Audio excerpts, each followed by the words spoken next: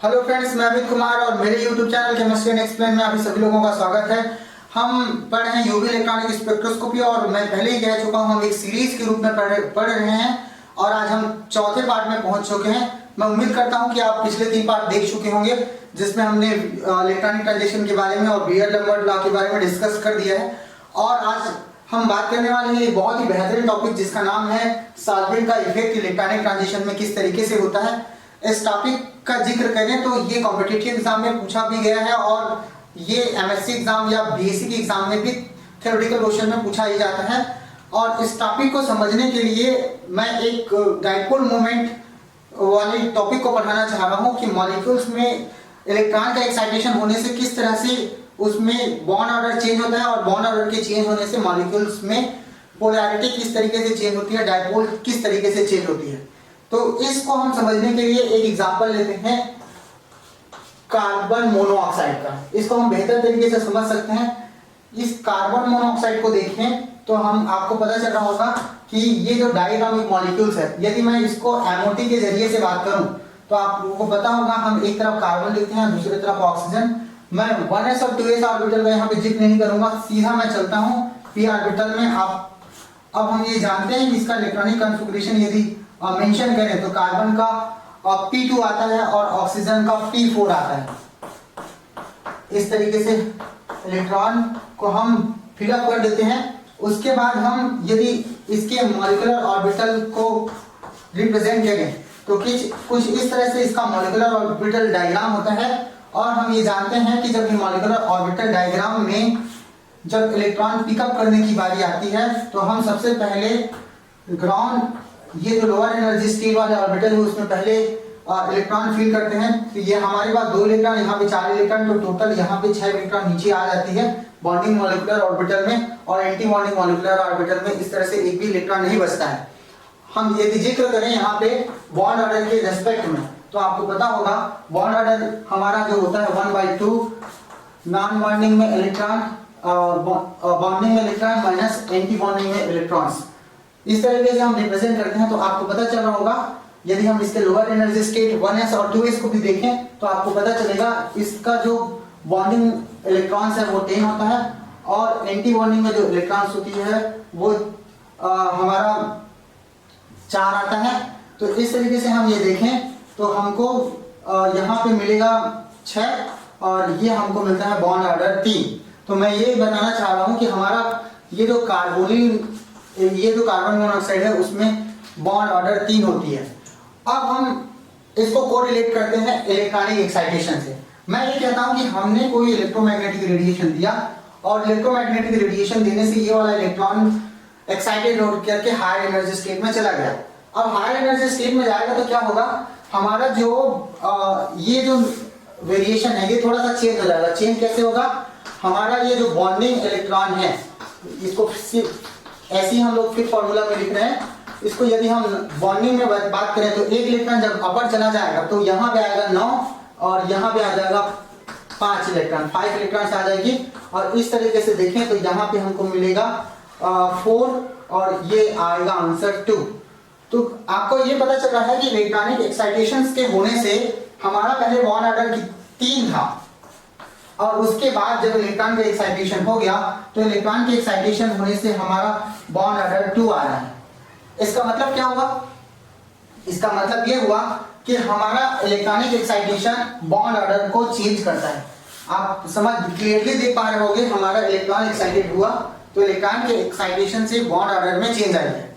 आप ये जो बॉन्ड था ऑर्डर 3 था और ये जो बॉन्ड ऑर्डर है ये अभी 2 है। हम एक डाइपोल मोमेंट का फॉर्मूला पढ़ते हैं म्यू इज इक्वल हम पढ़ते हैं Q इंटू डी, जहां पे इस म्यू को बोलते हैं हम लोग डाइपोल मोमेंट और इस Q को बोलते हैं चार्ज। ये चार्ज है हमारा और ये D है इंटरन्यूक्लियर डिस्टेंस। अब आप क्लियर देखें तो ये हमारा चार्ज, अभी फिलहाल हम इसको कांस्टेंट मान लेते हैं, D को देखें डिस्टेंस को, तो यहाँ पे हमारा ट्रिपल बॉन्ड है। तो ट्रिपल बॉन्ड होने के कारण क्या होगा, हमारा डिस्टेंस कम होगा और डिस्टेंस कम होगा इंटरन्यूक्लियर डिस्टेंस, तो हमारा डाइपोल का वैल्यू कम आएगा। यानी मैं ये कहूँ यहाँ पे इस रिलेशन के थ्रू लेस डाइपोल आने वाला है। Less dipole. फिर से एक बार रिपीट कर देते हैं, ये जो डिस्टेंस है हमारा लेसर है as compare to double bond, तो इसका वैल्यू यदि कम होगा तो हमारा डाइपोल मोमेंट का वैल्यू भी कम आएगा। तो हम ये कहेंगे ये जो डाइपोल मोमेंट कार्बन मोनोऑक्साइड में आ रही है वो बहुत कम है।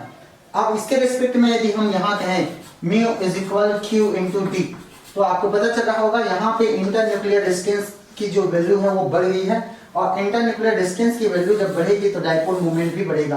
तो यहाँ पे डाइपोल मोमेंट की बात करें तो यहाँ पर डाइपोल मोमेंट हमारा ज्यादा है।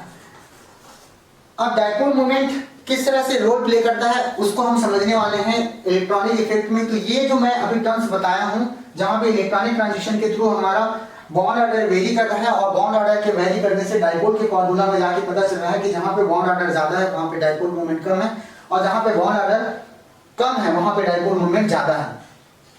तो डाइपोल मोमेंट के थ्रू हम ये एक बात जानते हैं कि मॉलिक्यूल्स में यदि डाइपोल डाइपोल इंटरेक्शन हो तो डाइपोल डाइपोल इंटरेक्शन के थ्रू मॉलिक्यूल स्टेबलाइज हो जाता है।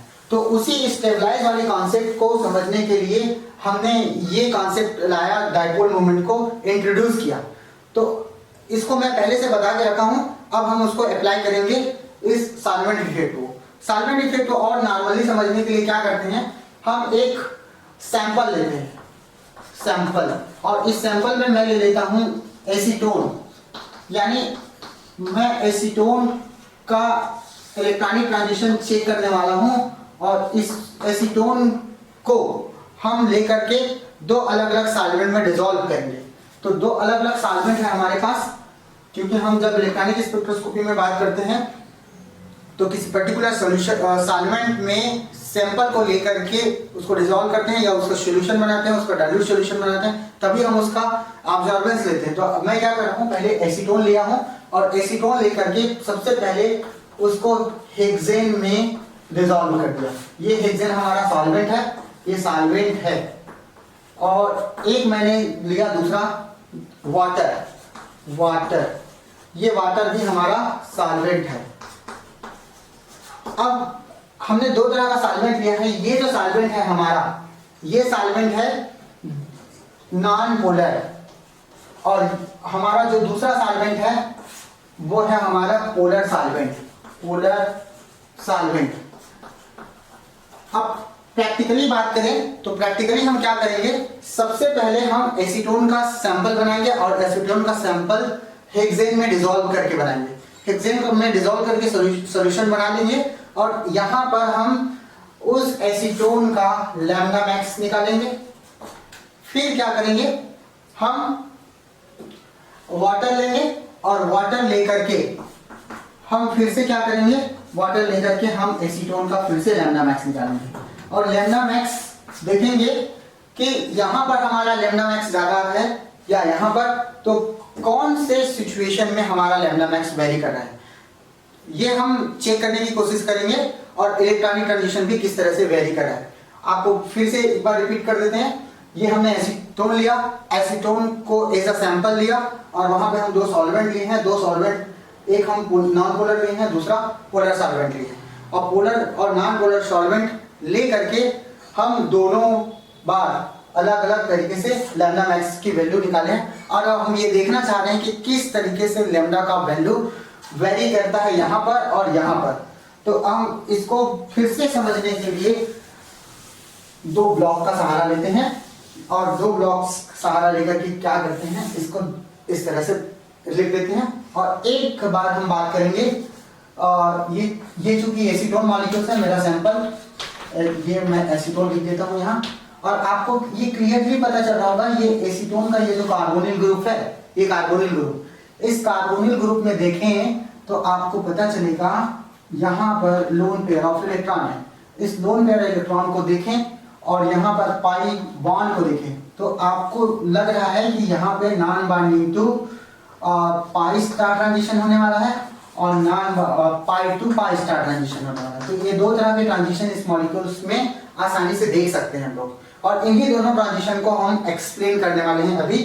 और इसको एक्सप्लेन करने के लिए हम क्या करेंगे, एक वन साइड में हम लिखेंगे non bonding to pi star transition के लिए किस तरह लेमडा का वैल्यू वेरी करता है, और यहां पर हम बात करेंगे पाई टू पाई स्टार ट्रांजिशन में किस तरीके से हमारा लेमडा का वैल्यू वेरी करता है। अब हमने क्या किया, सबसे पहला केस फर्स्ट ले रहे हैं, और केस फर्स्ट में क्या कर रहे हैं, हम सबसे पहले इस सैंपल को, इस हमारा एसीटोन है उसको हमने हेक्सेन में डिसॉल्व कर दिया। तो मैं यहाँ पे लिख देता हूँ हेक्सेन, और जैसे ही हेक्सेन में डिसॉल्व किया तो हेक्सेन में डिसॉल्व करने से क्या होगा, ये मॉलिक्यूल्स जब इसका हम यूवी स्पेक्ट्रम लेंगे तो एक पर्टिकुलर एनर्जी लेवल की गेप में यहाँ पे नॉन बॉन्डिंग से पाई स्टार में हमारा इलेक्ट्रॉन ट्रांजिशन होगा। यानी यहाँ का जो नॉन बॉन्डिंग इलेक्ट्रॉन है इस पाई स्टार में ट्रांजिशन होने वाला है। यहाँ पे मैं बोल देता हूँ कि हमारे पास ये नॉन बॉन्डिंग इलेक्ट्रॉन है और ये ट्रांजिशन देने वाला है यहाँ पर। अब होता क्या है, जब हम हेक्सेन में इस इलेक्ट्रॉनिक ट्रांजिशन की चर्चा करते हैं तो non bonding to pi star transition के लिए, स्पेशली हम कह रहे हैं non bonding to pi star transition के लिए जो लेमडा की वैल्यू है वो आती है हमको 279 nm, इतना हमको मिलता है, प्रैक्टिकली हमको मिलता है। अब हम क्या करते हैं, अब हमने एसीटोन को हेक्सेन में लिया था, अब दूसरी दफा हम क्या करते हैं, यहाँ पे हेक्सेन को हटा देते हैं, और हेक्सेन को हटा करके यानी हेक्सेन सॉल्वेंट को चेंज करके हम वाटर सॉल्वेंट लेते हैं। वाटर सॉल्वेंट लेने से क्या होता है, यहाँ पे मैं थोड़ा सा लिख देता हूँ, वाटर सॉल्वेंट लेने से क्या होता है, ये हमारा एसीटोन है, ये हमारा एसीटोन, और यहाँ पर हम ला लिए हैं H2O वाटर सॉल्वेंट, और ये इस तरीके से हम देखते हैं। अब हम बताना क्या चाह रहे हैं, ये हमारा जो ये लोन पेयर इलेक्ट्रॉन है, लोन पेयर इलेक्ट्रॉन में बड़ा स्टेबलाइजेशन के लिए एक टेंडेंसी होती है, और इसको स्टेबलाइजेशन के लिए जैसे ही हम वाटर में एसीटोन को घोलते हैं, ये जो लोन पेयर ऑफ इलेक्ट्रॉन है इस हाइड्रोजन के ये वाटर मॉलिक्यूल के हाइड्रोजन के साथ एच बॉन्डिंग कर लेता है, हाइड्रोजन बॉन्डिंग कर लेता है, और हाइड्रोजन बॉन्डिंग करने के कारण ये जो हमारा नॉन बॉन्डिंग इलेक्ट्रॉन है, ये जो नॉन बॉन्डिंग इलेक्ट्रॉन है ये वाला, ये non bonding electron hydrogen bonding के कारण स्टेबलाइज हो जाता है, और स्टेबलाइजेशन के कारण क्या होता है कि इसकी एनर्जी बहुत ही ज्यादा डिक्रीज हो जाती है, और बहुत ज्यादा डिक्रीज होने के कारण हम इसको नॉन बॉन्डिंग को यहाँ पे लिख देते हैं। तो ये हमारा नॉन बॉन्डिंग इलेक्ट्रॉन, जैसे ही हमने वाटर सॉल्वेंट लिया, यहाँ पे सॉल्वेंट एज अ वाटर लिया, हमारा जो नॉन बॉन्डिंग इलेक्ट्रॉन था वो बहुत ज्यादा स्टेबलाइज हो गया, और बहुत ज्यादा स्टेबलाइजेशन के कारण नीचे आ गई।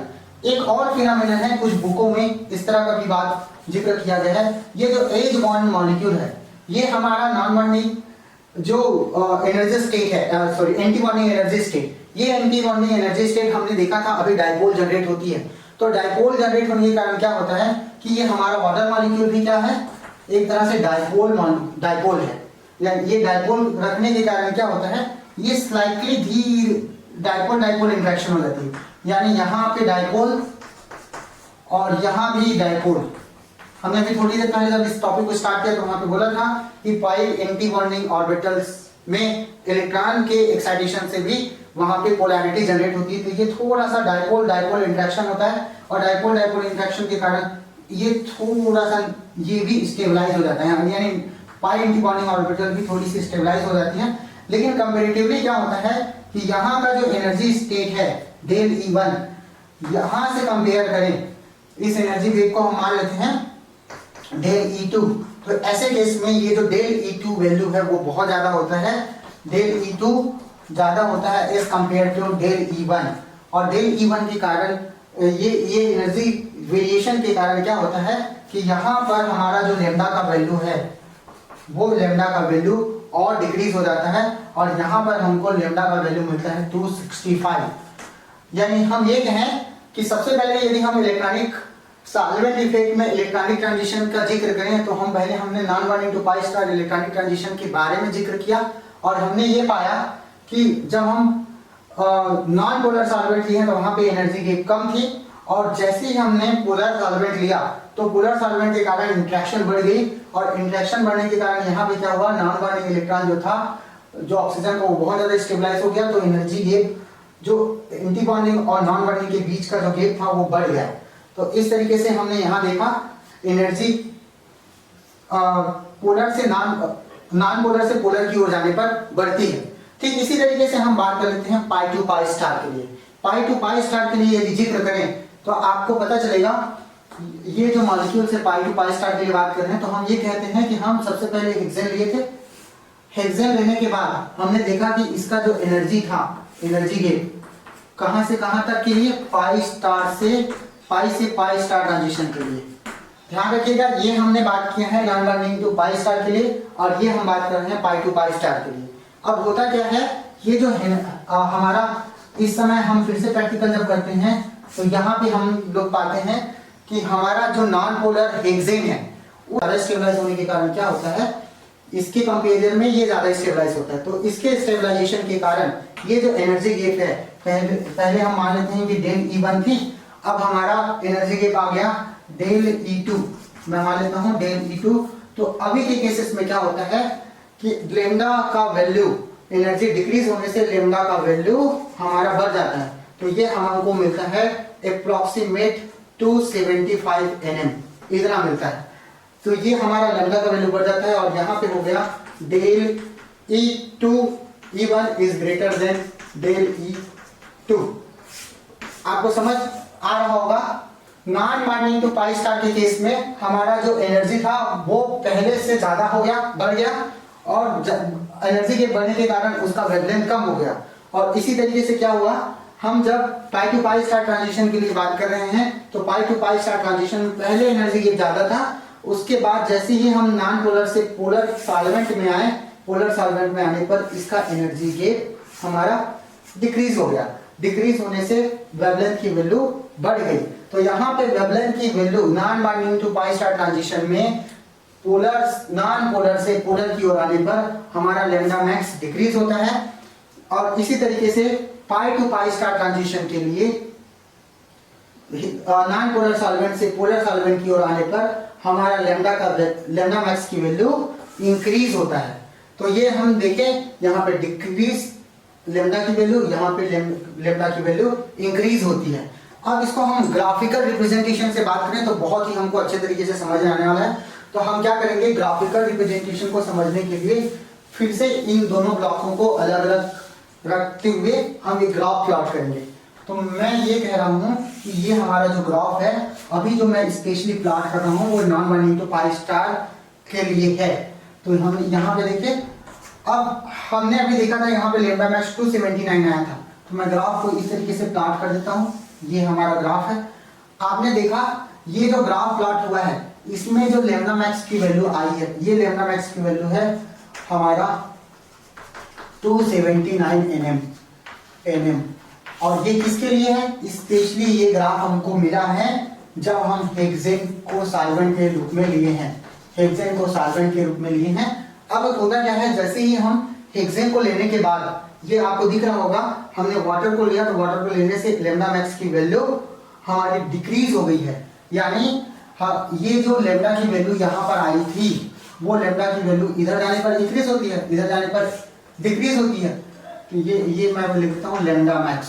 तो हमारा लेमडा मैक्स की वैल्यू पहले क्या थी, 279। अब हमने पोलर सॉल्वेंट लिया तो ये हमारा लेमडा की वैल्यू इनिशियली थोड़ी सी डिक्रीज हो गई है। डिक्रीज हो गई है तो हम ये कहेंगे यहाँ पर हमारा आ गया है ग्राफ। यहाँ पर आपको लग रहा होगा ये 279 है, तो यहाँ से ये देख रहे हो ये डिक्रीज हो गई। तो हमारा ग्राफ, ये जो पिक पॉइंट है वो लेमडा मैक्स की वैल्यू थोड़ी सी डिक्रीज हो जाती है। और ये जो ग्राफ हमको मिलता है, जो डॉटेड करके मैंने यहाँ पे प्लॉट किया है, वो वाटर के प्रेजेंस में हमारा एसीटोन के लिए मिलता है। और ये लेमडा मैक्स की वैल्यू आती है, हमने अभी लिखा था 265। तो आपको पता चल रहा होगा पहले ग्राफ हमारा राइट साइड में था, अब ग्राफ डिस्प्लेसमेंट होकर के हमारा जो है राइट साइड की ओर आ गया। ठीक इसी तरीके से क्या होता है, ठीक इसी तरीके से हमारा इस तरह इस ट्रांजिशन के लिए एक ग्राफ प्लॉट करने पर हमको वेरिएशन दिखता है।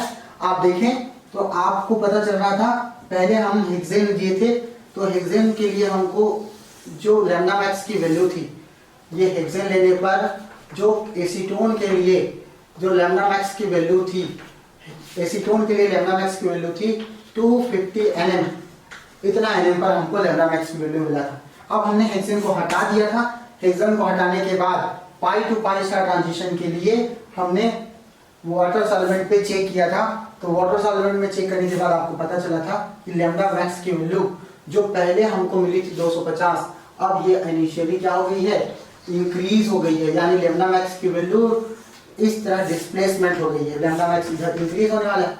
तो ये हमारा लैम्डा मैक्स की वैल्यू पहले हमको 250 में मिली थी, अब क्या होगा, ये हमको जो मिला है ये हमको 270 nm पर मिल रहा है।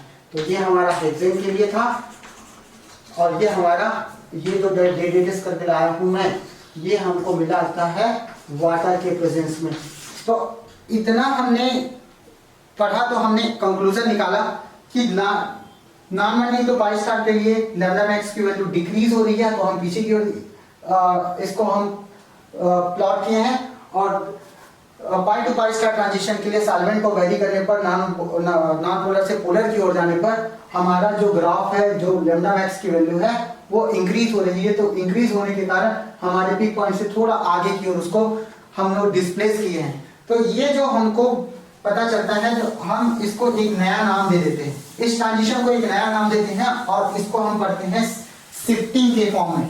तो आपको पता चल रहा होगा ये जो ग्राफ डिस्प्लेसमेंट हुए है इस तरह, तो आपको एक पता होगा हमारा जो लाइट का कलर है विबग्योर करके हम नाम देते हैं, विबग्योर।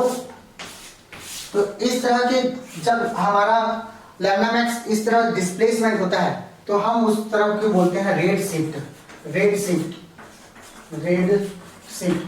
तो इसको हम कहेंगे रेड शिफ्ट, क्योंकि हमारा लैम्डा की वैल्यू बढ़ रही है, तो इसको हम बोलते हैं रेड शिफ्ट।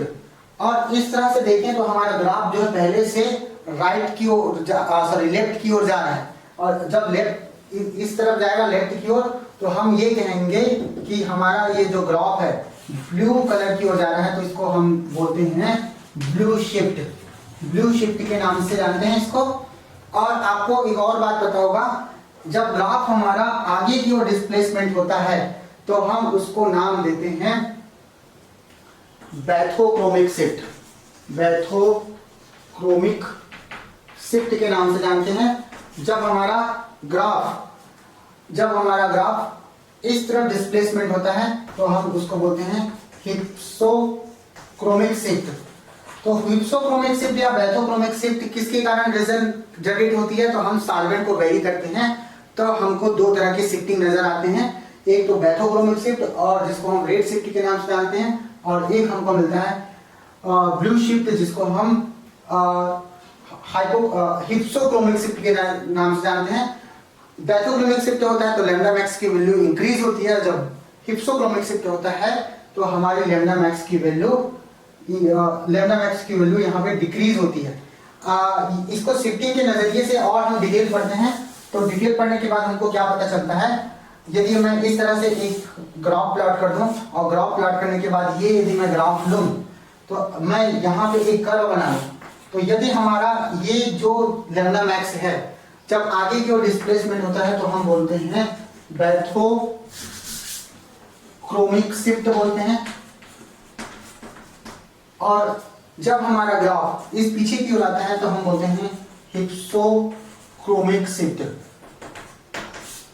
और हमारा जब ग्राफ कभी कभी क्या होता है कि ये जो कर्व है ऊपर की ओर चली जाती है, और ऊपर की ओर जाती है तो हम बोलते हैं हाइपरक्रोमिक शिफ्ट, हाइपरक्रोमिक शिफ्ट कहते हैं। और जब हमारा ग्राफ नीचे की ओर आता है तो हम इसको बोलते हैं हाइपोक्रोमिक शिफ्ट, हाइपोक्रोमिक शिफ्ट के नाम से जानते हैं। तो ये बहुत इंपॉर्टेंट टॉपिक है, सॉल्वेंट इफेक्ट में बहुत ही जिक्र में पूछा जाता है, और इसको कहीं कहीं जब बड़े एग्जाम की बात करें तो उस जगह पे इंटरव्यू जब होती है तो इस सॉल्वेंट इफेक्ट को जरूर पूछा जाता है। सॉल्वेंट इफेक्ट में हम बहुत सारी चीजें सीखे, सॉल्वेंट को वेरी किस तरीके से किया जाता है, नॉन पोलर सॉल्वेंट क्या होता है, पोलर सॉल्वेंट क्या होता है, नॉन बॉन्डिंग का जो बॉन्डिंग का इलेक्ट्रॉन है जब एंटी बॉन्डिंग में जाता है तो उस बॉन्ड लेंथ में किस तरह से चेंज आती है, और बॉन्ड लेंथ में चेंज आती है तो डाइपोल किस तरह से चेंज होता है। जब हम नॉन पोलर से पोलर की ओर जाते हैं तो पोलर मॉलिक्यूल्स उस बॉन्डिंग और नॉन बॉन्डिंग वाले ऑर्बिटल्स से किस तरह से इंटरेक्शन करती है, और इंटरेक्शन करने से किस तरह से मॉलिक्यूल की स्टेबलाइजेशन होती है, और स्टेबलाइजेशन के थ्रू किस तरह से हमको शिफ्टिंग देखने को मिलती है। अब हम एप्लीकेशन पार्ट में चलते हैं और वहां पे हम बात करेंगे एज बॉन्डिंग की। हम बात करने वाले हैं हाइड्रोजन बॉन्डिंग।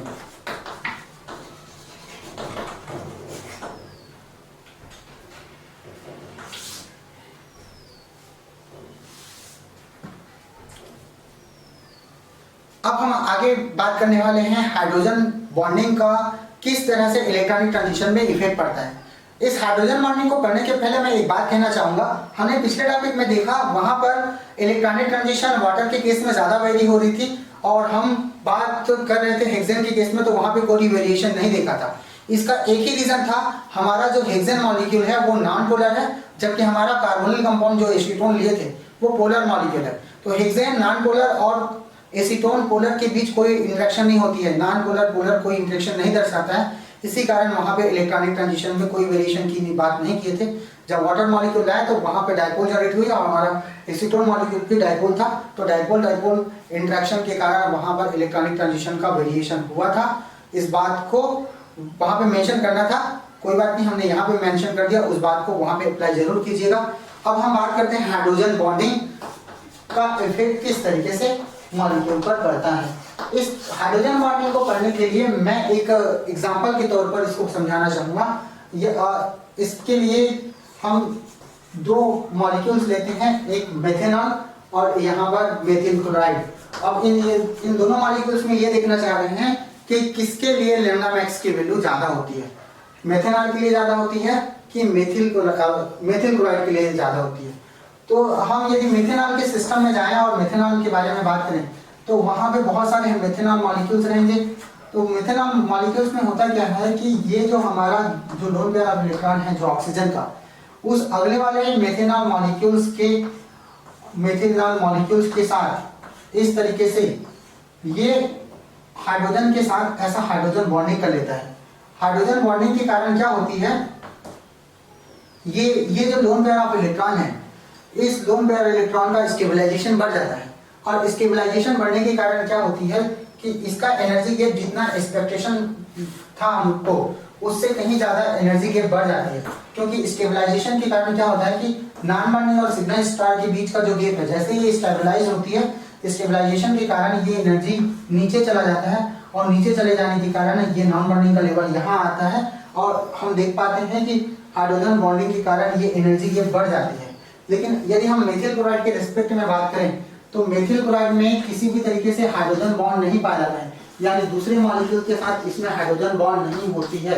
और हाइड्रोजन बॉन्ड नहीं होने के कारण क्या होता है कि जो हमारा एक्सपेक्टेशन वैल्यू है एनर्जी गैप का non bonding to sigma star, ये इतना ही रहता है और इतना ही रहने के कारण यहाँ पर हम यदि कंपेयर करें डेल E1 इसको मान लें और यहाँ पे मान लें डेल E2, तो आपको दिख रहा होगा क्लियर, यहाँ पे डेल E1 का मान हाइड्रोजन बॉन्डिंग के कारण ज्यादा हो गया है कंपेयर टू डेल E2। और जब ये डेल E1 का मान ज्यादा हो जाता है तो हमारा relation E proportional to 1 lambda के थ्रू हमको क्या मिलता है, जो लैम्डा की वैल्यू है E2 के लिए ज्यादा मिलती है, यानी मेथिल क्लोराइड के लिए लैम्डा की वैल्यू बढ़ जाती है। यानी लैम्डा हम मेथेनॉल कहें यहाँ, और यदि मेथिल क्लोराइड के साथ कंपेयर करें तो यहाँ पर हमारा जो मेथिल क्लोराइड की लैम्डा वैल्यू बढ़ जाती है। ये सिर्फ और सिर्फ यहाँ हाइड्रोजन बॉन्डिंग फैक्टर करता है, हाइड्रोजन बॉन्डिंग के कारण स्टेबलाइजेशन के कारण एनर्जी गैप बढ़ जाती है। अब हम बात करते हैं कॉन्जुगेशन का किस तरह से इफेक्ट पड़ता है एनर्जी लेवल पर। अब कॉन्जुगेशन को बताने के लिए हम एक 3 तरह के सिस्टम को लेते हैं और उन तीनों सिस्टम में हम बात करते हैं कि कॉन्जुगेशन का क्या रोल प्ले होता है। कॉन्जुगेशन, इसके लिए मैं ये कहना चाहूंगा, हमारे पास एक सिस्टम है एथिलीन। ये जो एथिलीन मॉलिक्यूल है इसमें पाई बॉन्ड है, पाई बॉन्ड है तो अफकोर्स क्या होगा, पाई बॉन्ड है तो पाई स्टार होगा, तो यहाँ पे पाई टू पाई स्टार ट्रांजिशन मिलती है।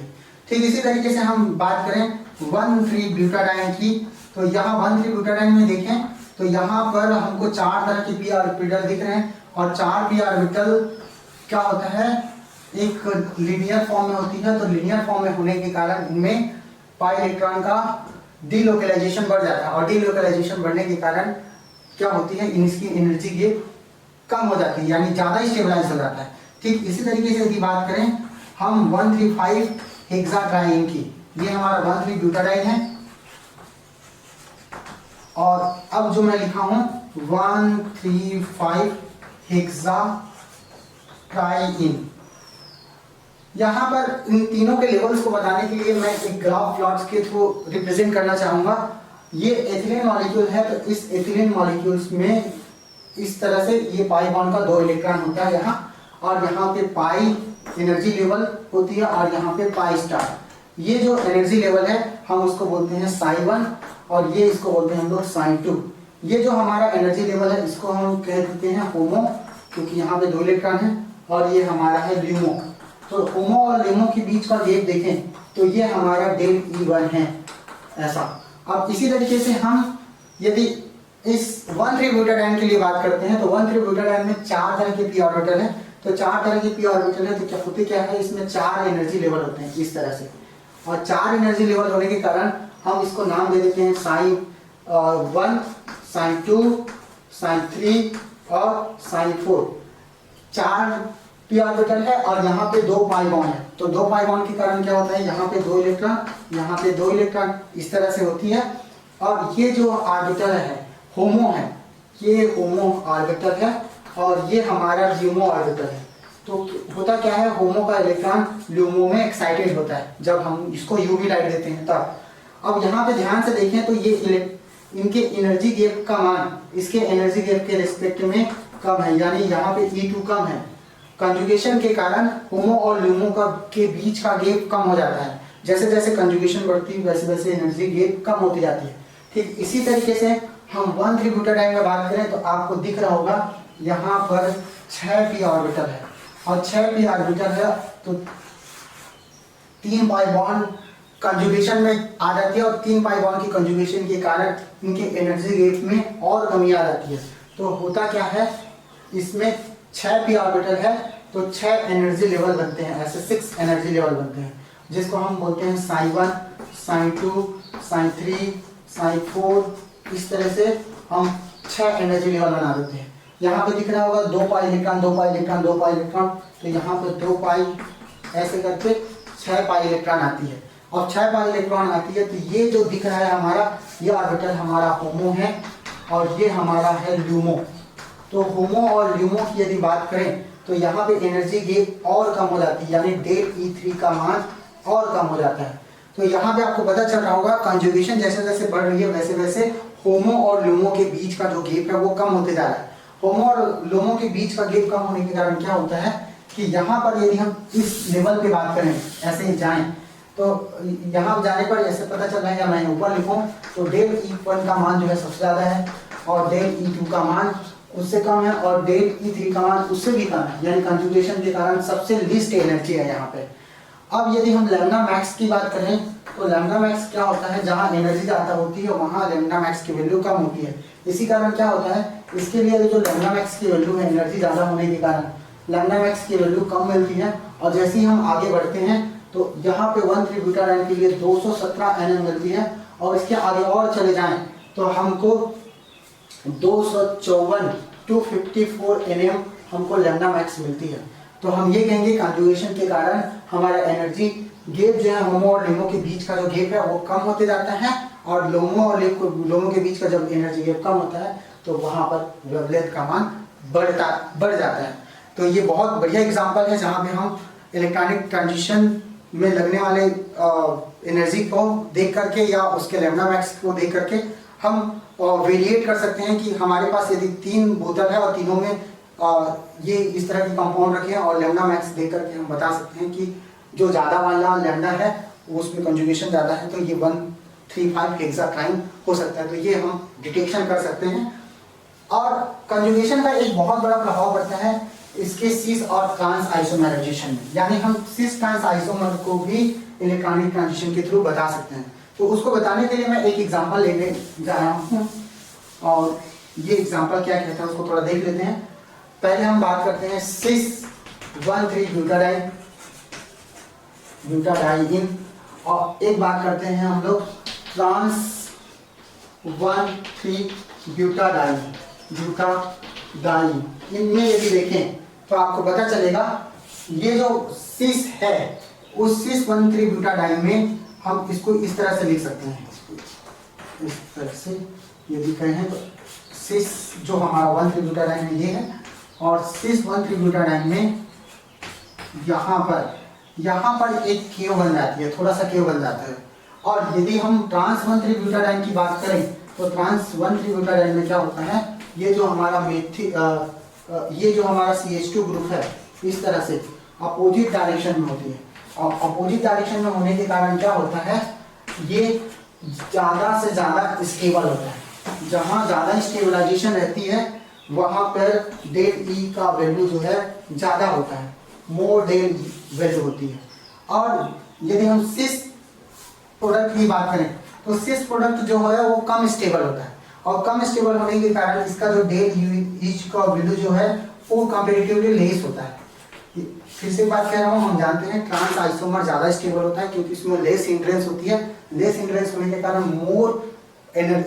मोर स्टेबलाइजेशन होती है, और मोर स्टेबलाइजेशन होगी तो वहाँ पर हमारा जो एनर्जी लेवल है, यदि हम बात करें होमो और लिमो के बीच, उसको और बेहतर तरीके से समझ सकते हैं, होमो और लिमो के बीच का जो गैप है ज़्यादा एनर्जी गैप हो जाती है, और यहाँ पे कम स्टेबलाइजेशन होने के कारण होमो और लिमो के बीच का जो गैप है वो कम हो जाता है। और होमो और लिमो के बीच का जब गैप कम होता है तो इसके लिए लैम्डा मैक्स की वैल्यू कम हो जाती है, लैम्डा मैक्स की वैल्यू लेस हो जाती है, सॉरी इसके लिए लैम्डा मैक्स की वैल्यू एनर्जी कम है तो इसके लिए लैम्डा मैक्स की वैल्यू ज़्यादा हो जाती है, और इसी तरीके से यहाँ पे एनर्जी का गैप ज़्यादा है तो लैम्डा मैक्स की वैल्यू लेस हो जाती है। तो ये बहुत ही बढ़िया एग्जांपल है जहाँ पे हम डिस्टिंग्विश फ्यूल्स कर सकते हैं सिस और ट्रांस के बीच।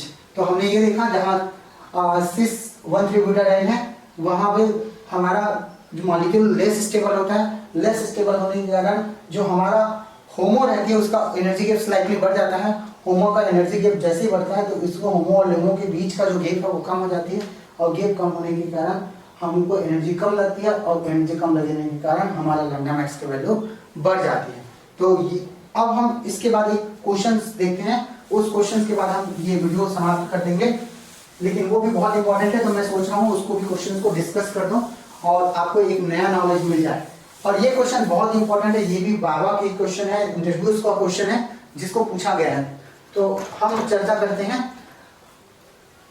और ये क्वेश्चन किस तरीके से पूछा गया था, what is the electronic transition, what is the electronic transition is responsible for halogen. ये इस तरह का क्वेश्चन पूछा गया था किसी कॉम्पिटिटिव एग्जाम में, और उसमें 4 तरह के ऑप्शन दिए गए थे।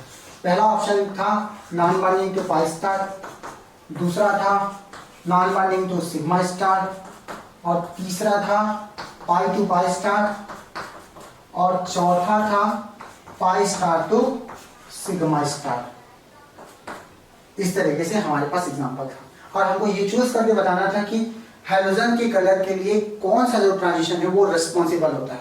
तो इसको यदि हैलोजन को मैं लूँ तो यहाँ पर मैं आयोडीन को ले लेता हूँ, यहाँ पर आपको बेहतर तरीके से समझ में आ जाएगा। ये जो आयोडीन मॉलिक्यूल है आपको पता चल रहा होगा, ये आयोडीन मॉलिक्यूल हमारा होमोडायटॉमिक मॉलिक्यूल्स है।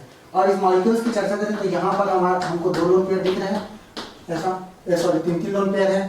तो हमको देखते ही पता चल गया कि यहाँ पे सिग्मा बॉन्ड है, और सिग्मा बॉन्ड है तो ऑफकोर्स क्या होगा, सिग्मा स्टार होगा। और आपको तो ये लोन पेयर ऑफ इलेक्ट्रॉन दिख ही रहा है, ये लोन पेयर इलेक्ट्रॉन है तो यहाँ पे नॉन बॉन्डिंग होगा, ऑफकोर्स नॉन बॉन्डिंग होगा। और हमारे दिमाग में एक बात छप गया, तपाक से छप गया कि ये जो नॉन बॉन्डिंग का इलेक्ट्रॉन है, ये जो 2 इलेक्ट्रॉन मैं लेता हूँ, और जैसे इलेक्ट्रोमैग्नेटिक लाइट पड़ेगी ये से कहाँ चले जाएगा, सिग्मा स्टार में चला जाएगा। और सिग्मा स्टार में चला जाएगा तो नॉन बॉन्डिंग तो मुझे कौन सा स्टार ट्रांजिशन मिलने वाला है, सिग्मा स्टार। और मैं देखते ही क्या लगा सकता हूँ, non bonding to sigma star transition के ऑप्शन को क्लिक कर दूंगा।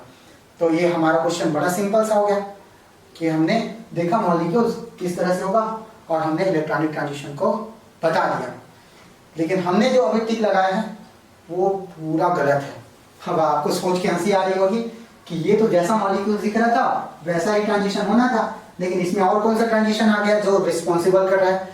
तो इसको पढ़ने के लिए फिर से मैं वही होमो-लुमो कॉन्सेप्ट को चर्चा करूंगा, और इस होमो-लुमो कॉन्सेप्ट को चर्चा करने के लिए बोलूंगा कि इसको किस तरीके से समझ सकते हैं। तो ये जो हम आंसर आए थे वो गलत हो चुका है। अब हम कहते हैं कि ये जो आयोडीन है, आपको पता है ये 5p5 है इसका कॉन्फ़िगरेशन, और ये भी 5p5 है, और इस 5p5 ट्रांजिशन में देखें तो यहाँ पर 3 इलेक्ट्रॉन है, 5 इलेक्ट्रॉन है, और यहाँ पर भी कितने इलेक्ट्रॉन है, 5।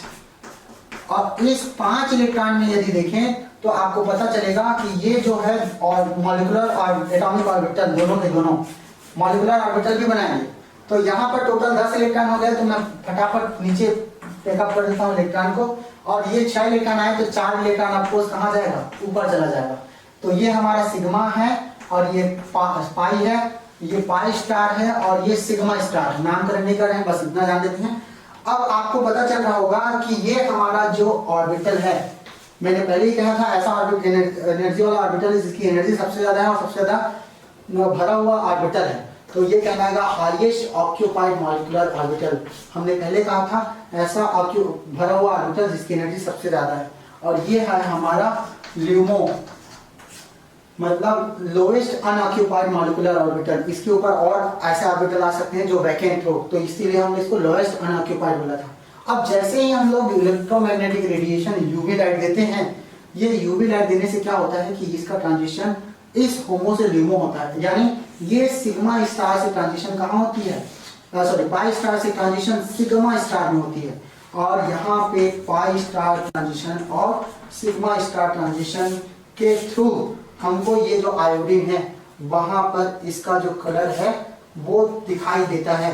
यानी आयोडीन का जो कलर है, आपको पता होगा आयोडीन का जो कलर है वो पर्पल कलर का होता है, और ये जो पर्पल कलर है जो आयोडीन का, वो हमको मिलता है pi star to sigma star. तो ये वाला ऑप्शन हमारा सही होगा।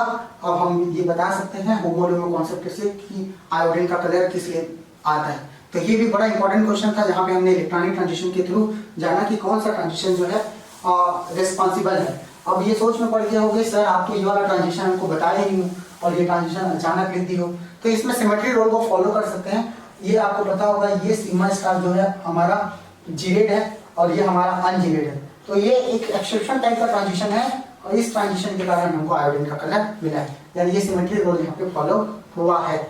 और एक जिक्र और करें, और थोड़ा सा लंबा वीडियो हो रहा है लेकिन मैं और एक जिक्र कर रहा हूँ, फ्लोरीन, क्लोरीन, ब्रोमीन और आयोडीन, इन तीनों में चर्चा करें तो आपको पता होगा ये जो फ्लोरीन मॉलिक्यूल है, इस फ्लोरीन मॉलिक्यूल को देखें तो हाई इलेक्ट्रोनेगेटिविटी है, और हाई इलेक्ट्रोनेगेटिविटी के कारण क्या होता है कि इस मॉलिक्यूल्स में ये जो लोन पेयर इलेक्ट्रॉन है, इस लोन पेयर इलेक्ट्रॉन का अट्रैक्शन एटम के साथ ज्यादा होता है, यानी इफेक्टिव न्यूक्लियर चार्ज के कारण लोन पेयर इलेक्ट्रॉन ज्यादा से ज्यादा मॉलिक्यूल के साथ अटैच होकर रहती है। लेकिन यदि हम आयोडीन में चले जाए तो आपको पता होगा आयोडीन का जो इलेक्ट्रोनेगेटिविटी है वो कम होता है। इलेक्ट्रोनेगेटिविटी कम होने के कारण क्या है, ये हमारा जो लोन पेयर इलेक्ट्रॉन है आयोडीन का, वो उस न्यूक्लियस के साथ ज्यादा बंध के नहीं रहता, तो ज्यादा बंध के नहीं रहता है तो इसकी एनर्जी थोड़ी सी रिलेटिवली इस नॉन बॉन्डिंग इलेक्ट्रॉन की एनर्जी थोड़ी सी ज्यादा होती है, मोर एनर्जी कह सकते हैं हम लोग, और इस नॉन बॉन्डिंग इलेक्ट्रॉन की एनर्जी लेस होती है। तो आपको पता है लेस एनर्जी है, तो यदि मैं यहाँ पे सिग्मा स्टार, अब मैं इसको कंपेयर करने के लिए बता रहा हूँ, यहाँ पे यदि मैं यहाँ पे सिग्मा स्टार कर दूं और यहाँ पे नॉन बॉन्डिंग कर दूं, तो यहाँ पे नॉन बॉन्डिंग ज्यादा स्टेबल है, ज्यादा न्यूक्लियस से बंधा हुआ तो ज्यादा नीचे रहता है।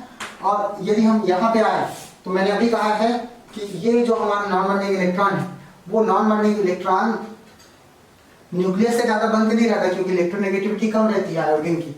तो इलेक्ट्रोनेगेटिविटी कम रहने के कारण क्या होता है कि ये नॉन बॉन्डिंग थोड़ा सा ज्यादा एनर्जी लेके ऊपर चला जाता है, और ज्यादा एनर्जी लेके जब ऊपर की ओर चला जाता है ऐसा यहाँ पर, तो इनके बीच की एनर्जी गैप कम हो जाती है। जब एनर्जी गैप कम होती है तो हम ये कहेंगे कि इसके लिए लैम्डा एक्स की वैल्यू जो है इंक्रीज हो जाती है। तो यदि हम इसको ऑर्डर के फॉर्म में लिखना चाहें तो हमको पता चलेगा कि यहाँ पे से हम इधर जाएं तो इसके लिए एनर्जी सबसे ज्यादा लगने वाली है, यानी इलेक्ट्रॉनिक ट्रांजिशन के लिए इसके लिए एनर्जी गैप ज्यादा है तो इसके लिए ज्यादा इलेक्ट्रॉनिक एनर्जी लगेगी। और ज़्यादा इलेक्ट्रॉनिक एनर्जी लगेगी तो लेमडा मैक्स की वैल्यू इसके लिए कम हो जाएगी। और इधर जाए तो एनर्जी लेवल का गैप कम होगा, और एनर्जी लेवल का गैप कम होगा तो लेमडा मैक्स की वैल्यू बढ़ जाएगी। इसी कारण क्या होता है कि इसका कलर भी डिफरेंट टाइप का दिखाई देता है। यहाँ पे देखें फ्लोरीन का तो पेल येलो कलर होती है, पेल येलो कलर होती है, और ये येलो कलर का गैस है। और इसको देखें तो ये ब्राउनियन कलर का सॉल्यूशन देता है, ब्राउनियन डिस्क बोलते हैं, और ये पर्पल कलर का सॉल्यूशन देता है।